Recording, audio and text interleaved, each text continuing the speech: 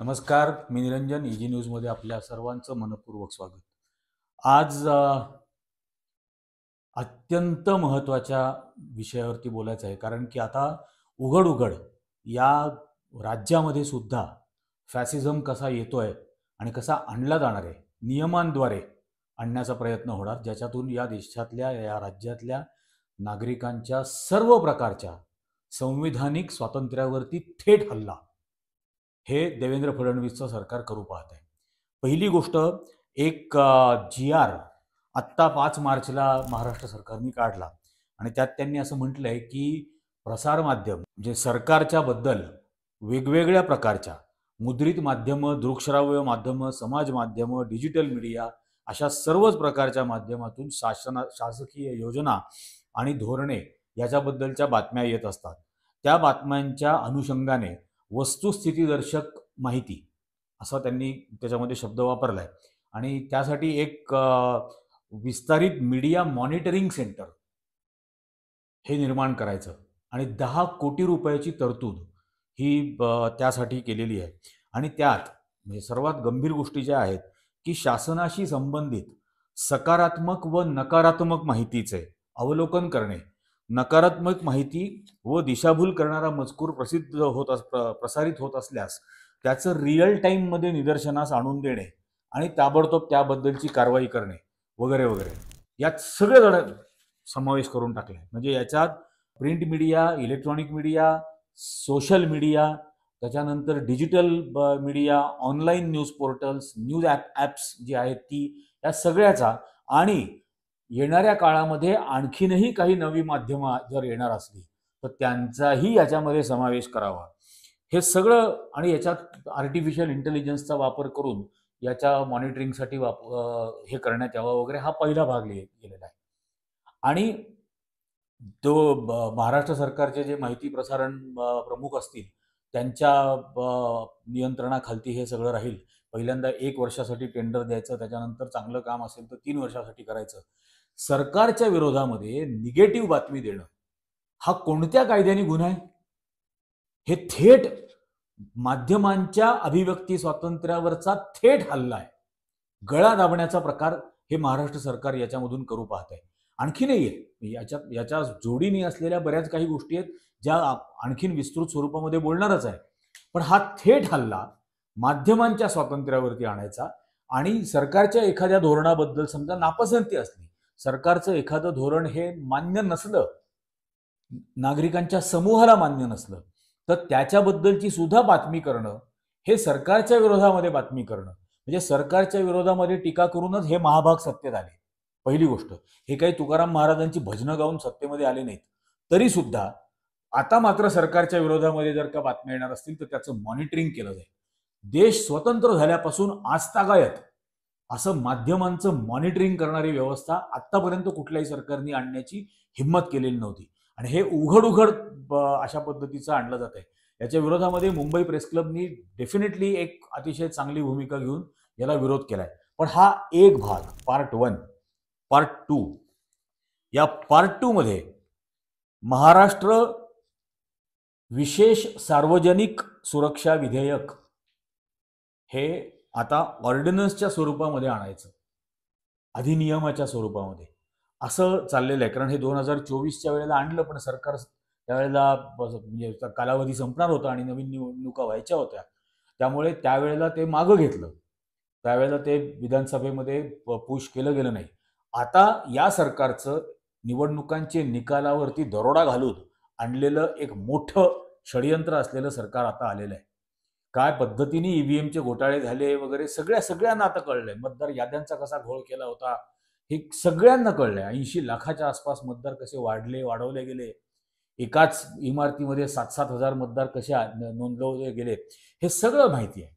या सगळ्यानंतर आता हाच कायदा पुन्हा एकदा या राक्षसी बहुमताच्या जोरावरती मंजूर करायचा असं चाललंय आणि महाराष्ट्रामधल्या वेगवेगळ्या 79 संघटनांनी याचा विरोध केलेला आहे. हा काय आहे आणि याच्यामधला किती भयंकर धोका आहे हे आपण सगळ्यांनी आता समजून घेणं खूप गरजेचं आहे.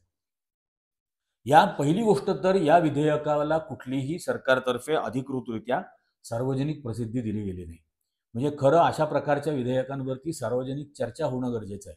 जनसुनवाई ज्याला म्हणतात, पब्लिक हिअरिंग, ते पब्लिक हिअरिंग होणार नाही याच्यात. आणि पब्लिक हिअरिंग शिवाय हे विधेयक आणायचं असं याच्यामधलं सगळं षडयंत्र आहे. हे ज्या वेळेला विधानसभेमध्ये गेल्या वेळेला सादर केलं होतं, त्यावेळेला देवेंद्र फडणवीस असं बोलले होते की या विधेयकाने ग्रामीण नक्षलवाद आणि त्यांच्या शहरी संघटना ज्या देश आणि देशाच्या संस्थांविषयी अविश्वास निर्माण करण्याचे काम करतात त्याच्याशी मुकाबला करता येईल. आता हे इतकं ढोबळ सगळी बडबड आहे की म्हणजे मुळात अविश्वास निर्माण करतात. या अविश्वासाची काय व्याख्या आहे? कायद्याच्या दृष्टीने अविश्वास या शब्दाबद्दल काही व्याख्या आहे का? तर याच्याबद्दल काहीही व्याख्या या विधेयकामध्ये केलेली नाही. हा अतिशय सापेक्ष आहे. मला जी वस्तुस्थिती लोकांसमोर मांडणं असं वाटतं त्याला सरकार अविश्वास निर्माण करतोय असं समजू शकते. एक म्हणजे अगदी संतोष देशमुखची हत्या होणं किंवा सोमनाथ सूर्यवंशीची परभणीमध्ये हत्या होणं आणि ती पोलिसांच्या कस्टडीमध्येच कशी हत्या झाली सोमनाथ सूर्यवंशीची, हे सत्य ज्या वेळेला लोकांसमोर सांगत असेल त्यावेळेला सरकार असं म्हणेल की कायदा सुव्यवस्थेबद्दल हा मनुष्य अविश्वास निर्माण करतो. ही सापेक्ष टर्म आहे, याची काहीही व्याख्या नाही. पण असा मुद्दाम असा सापेक्ष शब्द याच्यामध्ये वापरला गेलेला आहे. त्याच्यानंतर हा अविश्वास जर निर्माण होत असेल तर तो अविश्वास दूर करणं हे सरकारचं कर्तव्य आहे. सरकारचं कर्तव्य आहे. जर का पोलीस यंत्रणेमार्फतच जर का पोलीस कस्टडीमध्ये एखाद्या माणसाचा खून केला जात असेल आणि त्याबद्दल जर लोकांच्या मनामध्ये यापुढे पोलीस यंत्रणेबद्दल, लॉ अँड ऑर्डर बद्दल अविश्वास निर्माण होत असेल, जर एखाद्या संतोष देशमुखचा खून हा अत्यंत निर्घृण पद्धतीने औरंगजेबाला लाजवेल अशा पद्धतीने जर का होत असेल आणि त्यातून जर का लॉ अँड ऑर्डरवरचा विश्वास, कायदा सुव्यवस्थेवरचा विश्वास उडणार असेल, ज्या पद्धतीने ते लघवी करत होते संतोष देशमुखच्या चेहऱ्यावरती, ही महाराष्ट्राच्या कायदा सुव्यवस्थेवरती केलेली लघवी आहे. मुतलेत ते महाराष्ट्राच्या कायदा सुव्यवस्थेवर. आणि याच्यातून जर का लोकांच्या मनामध्ये अविश्वास निर्माण होणार असेल तर तो अविश्वास दूर करणं हे सरकारचं कर्तव्य आहे. अशी कृत्य लपवणं हे माध्यमांचं काम नाही. माध्यमांचं कामच आहे की ते लोकांच्या समोर आणणं. त्यामुळे हे अतिशय भयंकर आहे. आता याचा वापर सरळ सरळ की आणि याच्यामुळे जर नागरिक चिंतित होत असतील तर नागरिकांना चिंता वाटणं हा गुन्हा ठरवला जाईल या कायद्याप्रमाणे. आणि मग कुठल्याही नागरिकाला, कुठल्याही माध्यमाला, कुठल्याही संघटनेला सरळ सरळ गुन्हेगार म्हणून सरकार घोषित करणार हे अत्यंत असंवैधानिक आहे. हे अत्यंत असंवैधानिक आहे. याच्या पोटकलम 2F याच्यामध्ये 2F याच्यामध्ये त्यांनी असं म्हटलंय, व्यक्ती आणि संघटनांच्या बेकायदेशीर कारवायांचा प्रभावी बंदोबस्त करणे. ही पण अत्यंत ढोबळ अशी व्याख्या आहे. व्यक्ती आणि संघटनांच्या बेकायदेशीर. आता मुळामध्ये कोणत्याही व्यक्तीने किंवा संघटनेने केलेली कृती, मग ती समजा भाषण असेल, लेखन केलं असेल, काहीतरी पोस्टर काढला असेल, कार्टून काढला असेल, काहीतरी चिन्ह त्याच्यातून आलं असेल, प्रातिनिधिक स्वरूपामधलं एखादं दृश्य दाखवलं असेल, तर हे कुठल्याही प्रकारची ही अभिव्यक्ती होते. आणि या प्रकारच्या अभिव्यक्तींना संरक्षण आहे. संविधानाच्या अजून तरी अस्तित्वात असलेल्या या देशाच्या संविधानाच्या अनुच्छेद 19 मध्ये हा अभिव्यक्ती स्वातंत्र्य सुरक्षित केलेला आहे. पण या सगळ्या गोष्टीला हे सरकार म्हणजे असं म्हणणार की या सगळ्याला तुम्ही निदर्शनं समजाल आणि या सगळ्या संघटना आणि व्यक्तींनी केलेल्या कृतीला हे तुम्ही बेकायदेशीर ठरवू शकता. म्हणजे सरकार बेकायदेशीर ठरवेल आणि त्यांना गुन्हेगार ठरवेल या सगळ्यामध्ये. आता यामध्ये पत्रकार येऊ शकतात, कलाकार येऊ शकतात, लेखक येऊ शकतात, कवी येऊ शकतात, कार्टूनिस्ट येऊ शकतात, चित्रकार येऊ शकतात, कोणीही येऊ शकतं जो या गोष्टीच्या विरोधामध्ये बोलेल, सरकारी धोरणाच्या, योजनांच्या, घटनांच्या बद्दल. तर या सगळ्यांना सरकार गुन्हेगार ठरवणार. आणि हे त्या संविधानातल्या अनुच्छेद 19चं सरळ सरळ उल्लंघन आहे. सरळ सरळ अत्यंत बेकायदेशीर, गैरसंविधानिक असा हा तरतूद आहे. आता पुन्हा बेकायदेशीर कृतीच्या व्याख्येमध्ये त्यांनी असं म्हटलंय की कृती ज्यामुळे कायदा सुव्यवस्था, सार्वजनिक शांतता धोका किंवा डोकेदुखी ठरेल आणि प्रस्थापित कायदा आणि संस्थांच्या प्रती लोकांमध्ये असहकाराची भावना निर्माण होणार असेल तर ती प्रत्येक कृती आणि अशा कृतीला प्रोत्साहित करणं, समर्थन करणं, साथ देणं, या सगळ्या गोष्टी या बेकायदेशीर कृती ठरणार.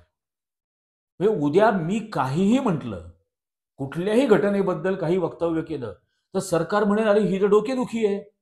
आता या डोकेदुखीची व्याख्या कशी करायची? ज्यांना डोकंच नाहीये तेही म्हणतील की आम्हाला ही डोकेदुखी व्हायला लागलेली आहे आणि मला गुन्हेगार ठरवण्यात येईल किंवा माझ्या पद्धतीने मला समर्थन करणारे, अगदी या युट्यूबवरती समर्थनासाठी कॉमेंट करणारे सुद्धा, यांना सरकार गुन्हेगार ठरवेल आणि त्याच्यानंतरच्या सगळ्या शिक्षा पुन्हा भयंकर ठरवलेल्याच आहेत. आता संविधानामध्ये किंवा कायद्यामध्ये बेकायदेशीर कृतीचा संबंध हा फक्त हिंसा आणि गुन्हेगारी कृत्यांबद्दलचा आहे. हे सगळं बाजूला, की हिंसा आणि गुन्हेगारी कृत्य ही बाजूला, ही नुसतं म्हणजे समर्थन न करणं, सरकारच्या योजनांना, घटनांना त्याच्या विरोधामध्ये बोलणं, त्याच्याबद्दलची असहमती व्यक्त करणं, त्याबद्दल टीका करणं, हे सुद्धा गुन्हेगारी कृत्य हे देवेंद्र फडणवीस सरकार समजू शकत आहे. याच्यानंतर पोटकलम, त्याच्यातला जो सबसेक्शन 2D आहे, त्याच्यामध्ये त्यांनी संघटना हा शब्द वापरला आणि या संघटना या शब्दाची पुन्हा अशीच ढोबळ आणि अत्यंत मोठी, व्यापक अशी याची व्याप्ती आहे याच्यात. आता मुळामध्ये कुठल्याही प्रकारचा व्यक्तिसमूह हा कुठल्याही गोष्टीसाठी समजा एकत्र येत असेल तर त्याला सरकार संघटना म्हणणार, ती नोंदणीकृत असो का नसो. मग त्या व्यक्तिसमूह, मग तो समजा बुक क्लब असेल, तो एखादा पेंटिंगचा क्लब असेल, तो एखादा हास्य लाफ्टर क्लब असेल, तो एखादा जॉगिंग करणाऱ्यांचा क्लब असेल, जो नंतर तिथं बसून गप्पा मारतो आणि त्या गप्पांमध्ये समजा सरकारच्या विरोधात काहीतरी बोलत असेल, एखाद्या राजकीय विनोदावरती त्या हास्य क्लबमध्ये, लाफ्टर क्लबमध्ये समजा हसलं जाणार असेल, या सगळ्या गोष्टींना संघटना म्हणून बेकायदेशीर ठरवलं जाईल. हे अत्यंत भयंकर आहे आणि मुळात या सरकारला लाज वाटली पाहिजे, शरम वाटली पाहिजे की तुमची मातृसंघटना जी म्हणता राष्ट्रीय स्वयंसेवक संघ, ही सर्वात पहिल्यांदा बेकायदेशीर आहे. ही कुठे देशामध्ये नोंदणीकृत नाही, तरी सुद्धा देणग्या गोळा करते, करोडो रुपयाच्या देणग्या गोळा करते, हजारो कोटी, 1 कोटी समजा त्यांचे सदस्य आहे आणि वर्षातून एकदा गुढीपाडव्याच्या वेळेला समजा ते काहीतरी देणग्या देतात. हे करोडो रुपये, हे बेहिशोबी गोळा करणारी ही संघटना शस्त्रपूजेच्या वेळेला, ज्यावेळेला ते खंडेनवमी आणि विजयादशमी असते त्यावेळेला, दसऱ्याच्या वेळेला शस्त्रपूजा करतात. या एकाही शस्त्राचं लायसन्स आजपर्यंत दाखवलंय का कधी? कोणाच्या नावावरती शस्त्र आहेत? ही अत्यंत घातक अशी बेकायदेशीर संघटना, पहिले त्यांना बोला. ह्याच्यामध्ये हे असले बुक क्लब आणि हे काय प्रकार चाललेले आहेत हे घेतलंय. आता मुळात संविधानाच्या त्याच अनुच्छेद 19(1) प्रमाणे नागरिकांना त्यांचे गट स्थापन करणं, त्यांच्या संघटना स्थापन करणं, त्यांच्या सहकारी ग्रुप्स स्थापन करणं याला परवानगी दिलेली आहे.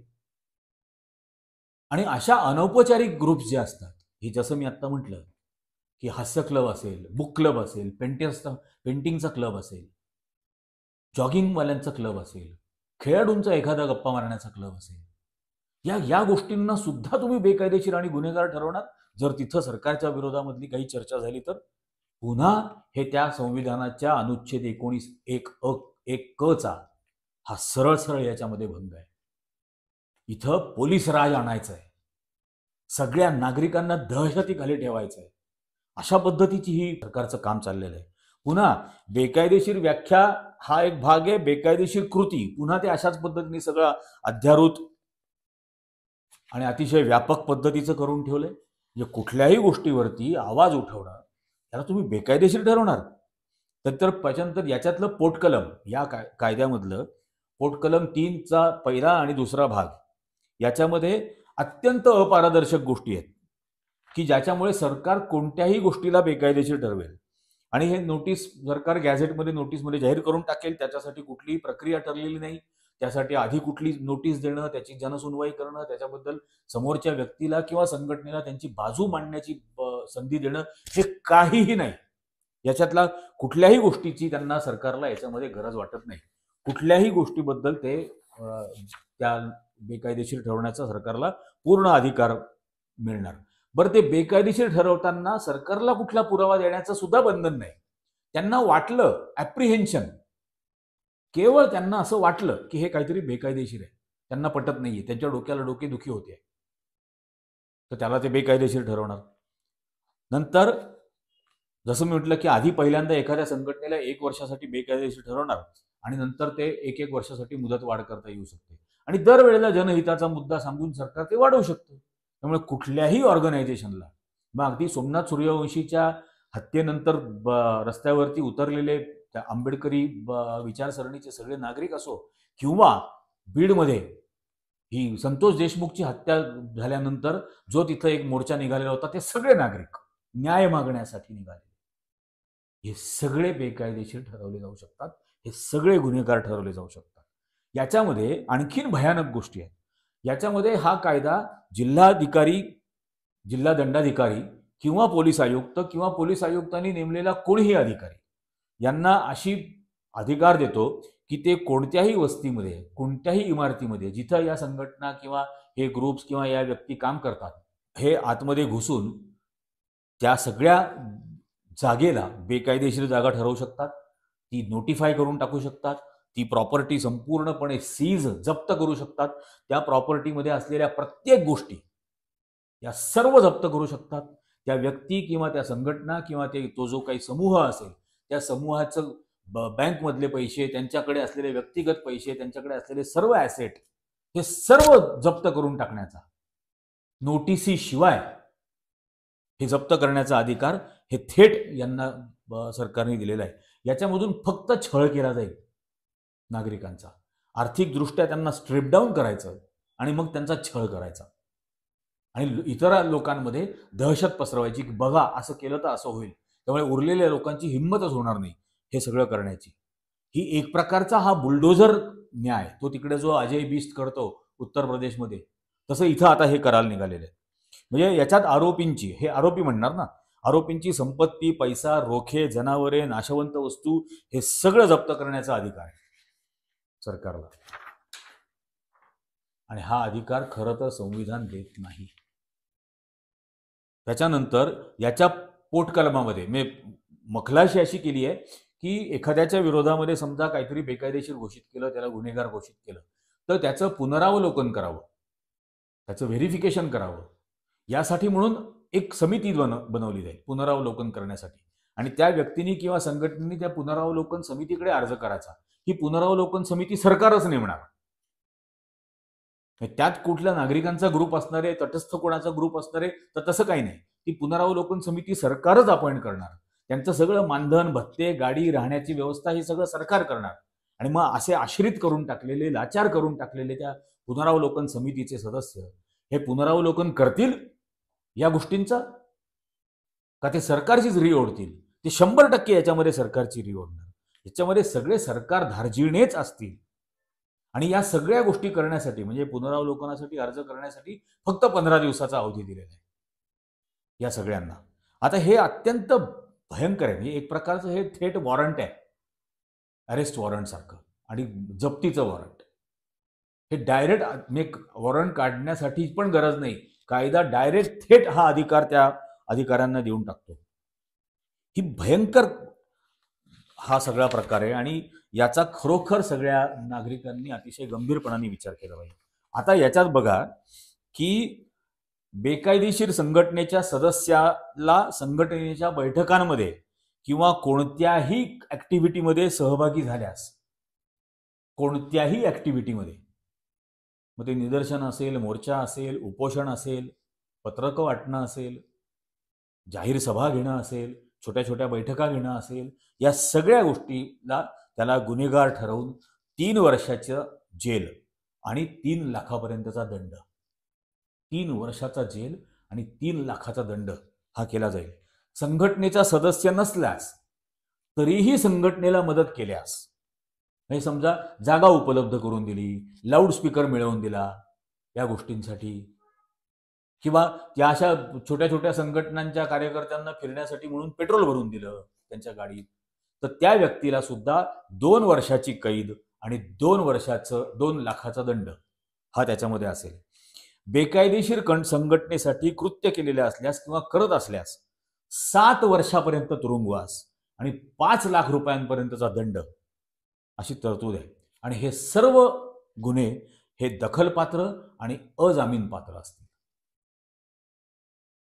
थोडक्यात या राज्यामध्ये डायरेक्ट हा कायदा पास झाला की ॲडॉल्फ हिटलर इथं काम करणार, इथं मुसोलिनी काम करणार. आणि हे जर करणार असेल, अशा पद्धतीचा फॅसिझम जर आणणार असेल, तर पुन्हा मी हे सांगून ठेवतो आत्ताच की 1000 वेळा या कायद्याचा भंग करू. सविनय कायदेभंग जो महात्मा गांधींनी आपल्याला दिलेला आहे, सविनय कायदेभंग करण्यासाठी, जेल भरो आंदोलन करण्यासाठी करोडो नागरिकांना रस्त्यावर यावं लागेल. करोडो. कारण प्रत्येकाचा आवाज आणि प्रत्येकाचा गळा दाबण्याचा प्रकार हे सरकार करू पाहत आहे आणि हे करावंच लागेल.